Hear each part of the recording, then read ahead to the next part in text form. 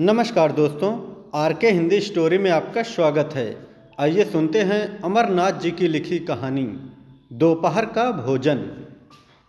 सिद्धेश्वरी ने खाना बनाने के बाद चूल्हे को बुझा दिया और दोनों घुटनों के बीच सिर रखकर शायद पैर की उंगलियां या जमीन पर चलते चींटी चींटियों को देखने लगी। अचानक उसे मालूम हुआ कि बहुत देर से उसे प्यास लगी है। वह मतवाले की तरह उठी और गगरे से लोटा भर पानी लेकर गट गट चढ़ा गई। खाली पानी उसके कलेजे में लग गया और वह हाय राम कहकर वहीं जमीन पर लेट गई। आधे घंटे तक वहीं उसी तरह पड़ी रहने के बाद उसके जी में आया, वह बैठ गई। आंखों को मल मल कर इधर उधर देखा और फिर उसकी दृष्टि ओसारे में अध टूटे खटोले पर सोए अपने 6 वर्षीय लड़के प्रमोद पर जम गई। लड़का नंग धड़ंग पड़ा था। उसके गले तथा छाती की हड्डियां साफ दिखाई दे रही थी। उसके हाथ पैर बासी ककड़ियों की तरह सूखे तथा बेजान पड़े थे और उसका पेट हड्डियों की तरह फूला हुआ था। उसका मुख खुला हुआ था और उस पर अनगिनत मक्खियां उड़ रही थी। वह उठी, बच्चे के मुख पर अपना एक फटा गंदा ब्लाउज डाल दिया और एक आध मिनट सन्न खड़ी रहने के बाद बाहर दरवाजे पर जाकर किवाड़ की आड़ से गली निहारने लगी। 12 बज चुके थे। धूप अत्यंत तेज थी और कभी एक दो व्यक्ति सिर पर तौलिया या गमछा रखे हुए या मजबूती से छाता ताने हुए फुर्ती के साथ लपकते हुए गुजर जाते। 10-15 मिनट तक वह उसी तरह खड़ी रही। फिर उसके चेहरे पर व्यग्रता फैल गई और उसने आसमान तथा कड़ी धूप की ओर चिंता से देखा।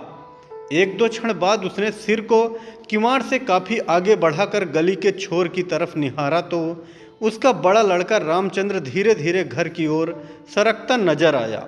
उसने फुर्ती से एक लोटा पानी ओसारे की चौकी के पास नीचे रख दिया और चौके में जाकर खाने के स्थान को जल्दी जल्दी पानी से लीपने पोतने लगी। वहाँ पीढ़ी रखकर उसने सिर को दरवाजे की ओर घुमाया ही था कि रामचंद्र ने अंदर कदम रखा। रामचंद्र आकर धम से चौकी पर बैठ गया और फिर वहीं बेजान सा लेट गया। उसका मुंह लाल तथा चढ़ा हुआ था। उसके बाल अस्त व्यस्त थे और उसके फटे पुराने जूते पर गर्द जमी हुई थी। सिद्धेश्वरी की पहले हिम्मत नहीं हुई कि उसके पास आए और वहीं से वह भयभीत हिरनी की भांति सिर उचका घुमाकर बेटे को व्यग्रता से निहारती रही।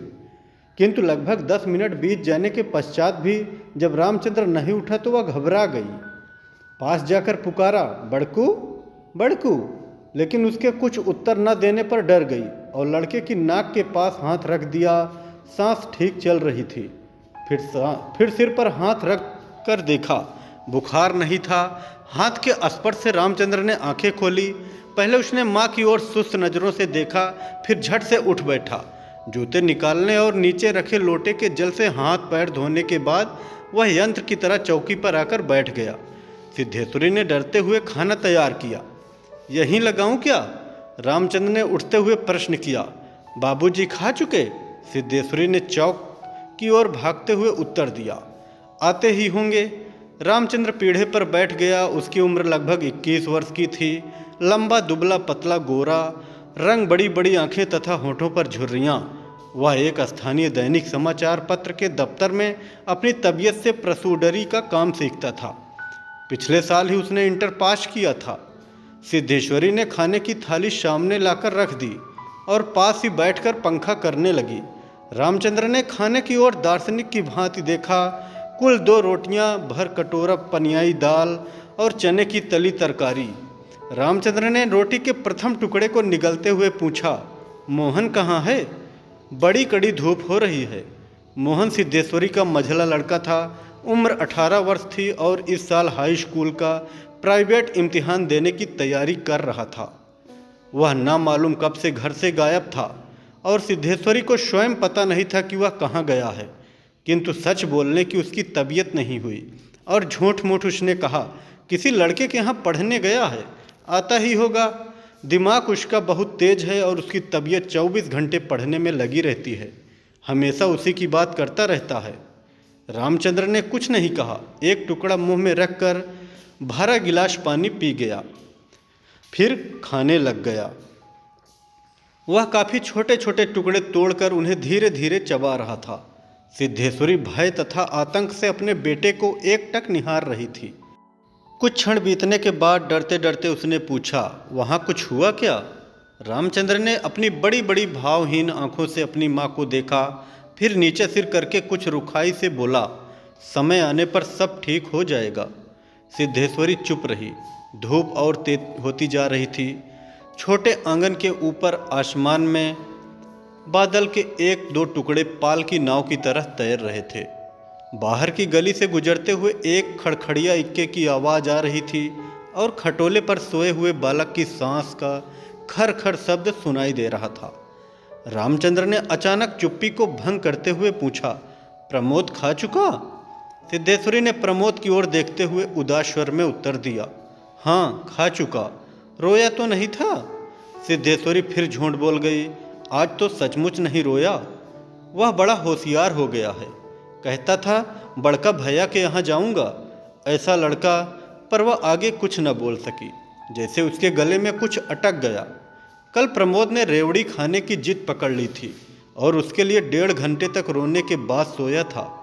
रामचंद्र ने कुछ आश्चर्य के साथ अपनी माँ की ओर देखा और फिर सिर नीचा करके कुछ तेजी से खाने लगा। थाली में जब रोटी का केवल एक टुकड़ा शेष रह गया तो सिद्धेश्वरी ने उठने का उपक्रम करते हुए प्रश्न किया, एक रोटी और लाती हूँ? रामचंद्र हाथ से मना करते हुए हड़बड़ा कर बोला, नहीं नहीं, जरा भी नहीं, मेरा पेट पहले ही भर चुका है। मैं तो यह भी छोड़ने वाला हूँ, बस अब नहीं। सिद्धेश्वरी ने जिद की, अच्छा आधी ही सही। रामचंद्र बिगड़ उठा, अधिक खिलाकर बीमार डालने की तबीयत है क्या? तुम लोग जरा भी नहीं सोचती हो, बस अपनी जिद। भूख रहती तो क्या नहीं ले लेता? सिद्धेश्वरी जहाँ की तहाँ बैठी रह गई। रामचंद्र ने थाली में बचे टुकड़े से हाथ खींच लिया और लोटे की ओर देखते हुए कहा, पानी लाओ। सिद्धेश्वरी लोटा लेकर पानी लेने चली गई। रामचंद्र ने कटोरे को उंगलियों से बजाया, फिर हाथ को थाली में रख दिया। 1-2 क्षण बाद रोटी के टुकड़े को धीरे से हाथ से उठाकर आंख से निहारा और अंत में इधर उधर देखने के बाद टुकड़े को मुंह में इस तरह सरलता से रख लिया जैसे वह भोजन का ग्रास न हो, पान का वीड़ा हो। मझला लड़का मोहन आते ही हाथ पैर धोकर पीढ़े पर बैठ गया। वह कुछ सांवला था और उसकी आंखें छोटी थी। उसके चेहरे पर चेचक का दाग थे। वह अपने भाई ही तरह दुबला पतला था, किंतु उतना लंबा न था। वह उम्र की अपेक्षा कहीं अधिक गंभीर और उदास दिखाई पड़ रहा था। सिद्धेश्वरी ने उसके सामने थाली रखते हुए प्रश्न किया, कहाँ रह गए थे बेटा? भैया पूछ रहा था कि मोहन ने रोटी के एक बड़े ग्रास को निगलने की कोशिश करते हुए अस्वाभाविक मोटे स्वर में जवाब दिया, कहीं तो नहीं, यहीं पर था। सिद्धेश्वरी वहीं बैठकर पंखा डुलाती हुई इस तरह बोली जैसे स्वप्न में बड़बड़ा रही हो। बड़का तुम्हारी बड़ी तारीफ कर रहा था, कह रहा था मोहन बड़ा दिमागी होगा, उसकी तबीयत 24 घंटे पढ़ने में ही लगी रहती है। यह कहकर उसने अपने मझले लड़के की ओर इस तरह देखा जैसे उसने कोई चोरी की हो। मोहन अपनी माँ की ओर देखकर फीकी हंसी हंस पड़ा और फिर खाने में जुट गया। वह परोसी गई 2 रोटियों में से एक रोटी कटोरे की 3/4 दाल तथा अधिकांश तरकारी साफ कर चुका था। सिद्धेश्वरी की समझ में नहीं आया कि वह क्या करे। इन दोनों लड़कों से उसे बहुत डर लगता था। अचानक उसकी आंखें भर आई। वह दूसरी ओर देखने लगी। थोड़ी देर बाद उसने मोहन की ओर मुंह फेरा तो लड़का लगभग खाना समाप्त कर चुका था। सिद्धेश्वरी ने चौंकते हुए पूछा, एक रोटी देती हूँ? मोहन ने रसोई की ओर रहस्यमय नेत्रों से देखा, फिर सुस्त स्वर में बोला, नहीं। सिद्धेश्वरी ने गिड़गिड़ाते हुए कहा, नहीं बेटा, मेरी कसम थोड़ी ही ले लो। तुम्हारे भैया ने 1 रोटी ली थी। मोहन ने अपनी माँ को गौर से देखा, फिर धीरे धीरे इस तरह उत्तर दिया जैसे कोई शिक्षक अपने शिष्य को समझाता है, नहीं रे, बस अव्वल तो अब भूख नहीं है, फिर रोटियाँ तूने ऐसी बनाई कि खाई नहीं जाती।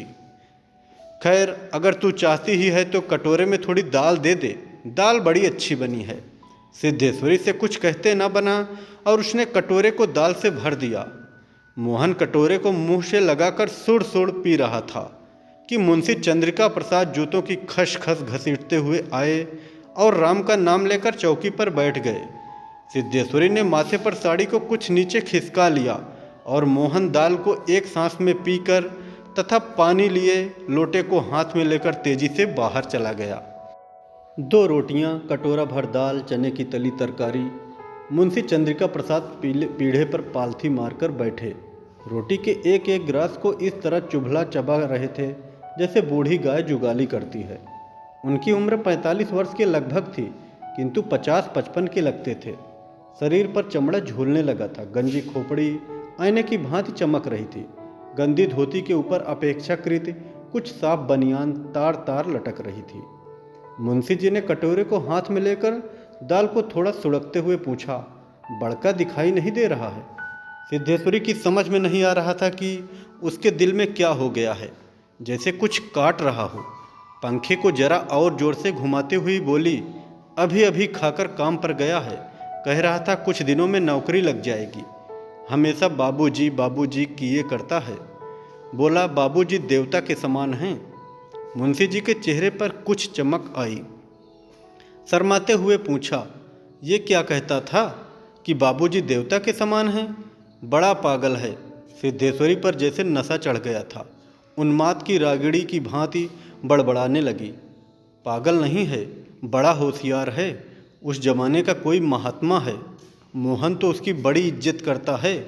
आज कह रहा था कि भैया की शहर में बड़ी इज्जत होती है, पढ़ने लिखने वालों में बड़ा आदर होता है, और बड़का तो छोटे भाइयों पर जान देता है। दुनिया में वह सब कुछ सह सकता है, पर यह नहीं देख सकता कि उसके प्रमोद को कुछ हो जाए। मुंशी जी दाल लगे हाथ को चाट रहे थे। उन्होंने सामने की ताक की ओर देखते हुए हंसकर कहा, बड़का का दिमाग तो खैर काफ़ी तेज है। वैसे लड़कपन में नटखट भी था, हमेशा खेल कूद में लगा रहता था, लेकिन यह भी बात थी कि जो सबक मैं उसे याद करने को देता था उसे बर्राक रखता था। असल तो यह कि 3 लड़के काफ़ी होशियार हैं। प्रमोद को कम समझती हो? यह कहकर वह अचानक जोर से हंस पड़े। मुंशी जी 1.5 रोटी खा चुकने के बाद 1 गिलास से युद्ध कर रहे थे। कठिनाई होने पर 1 गिलास पानी चढ़ा गए, फिर खर खर खाँच कर खाने लगे। फिर चुप्पी छा गई।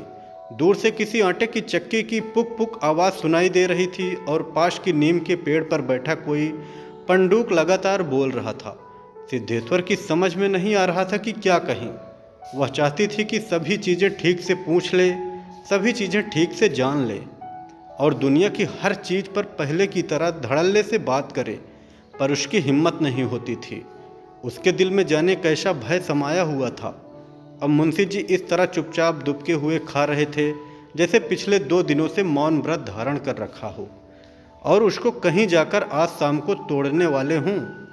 सिद्धेश्वरी से जैसे नहीं रहा गया, बोली, मालूम होता है अब बारिश नहीं होगी।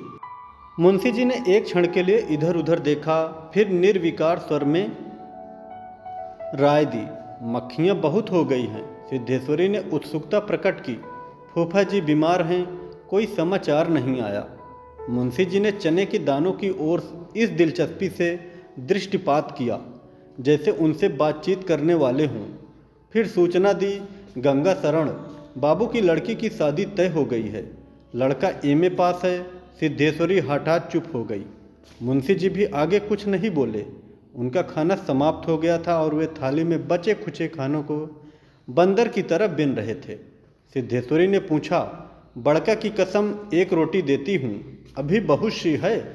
मुंशी जी ने पत्नी की ओर अपराधी के समान तथा रसोई की ओर कनखी से देखा। तत्पश्चात किसी छठे उस्ताद की भांति बोले, रोटी रहने दो, पेट काफ़ी भर चुका है, अन्न और नमकीन चीज़ों से तबीयत ऊब भी गई है। तुमने व्यर्थ में कसम धरा दी है। खैर कसम रखने के लिए ले रहा हूँ, गुड़ होगा क्या? सिद्धेश्वरी ने बताया, हड़िया में थोड़ा सा गुड़ है। मुंशी जी ने उत्साह के साथ कहा, तो थोड़े गुड़ का ठंडा रस बनाओ, पीऊँगा। तुम्हारी कसम भी रह जाएगी, जायका भी बदल जाएगा, साथ ही साथ हाजमा भी दुरुस्त होगा। हाँ, रोटी खाते खाते नाक में दम आ गया है। यह कहकर वे ठहाका मारकर हंस पड़े। मुंशी जी ने निबटने के पश्चात सिद्धेश्वरी उनकी जूठी थाली लेकर चौके की जमीन पर बैठ गई। बटलाई की दाल को कटोरे में उड़ेल दिया, पर वह पूरा भरा नहीं, चने की बची थी। उसे पास खींच लिया। रोटियों की थाली को भी उसने पास खींच लिया। उसमें केवल 1 रोटी बची थी। मोटी भद्दी और जली उस रोटी को वह जूठी थाली में रखने जा रही थी कि अचानक उसका ध्यान ओसारे में सोए प्रमोद की ओर आकर्षित हो गया। उसने लड़के को कुछ देर के लिए एकटक देखा, फिर रोटी को 2 बराबर टुकड़ों में विभाजित कर दिया।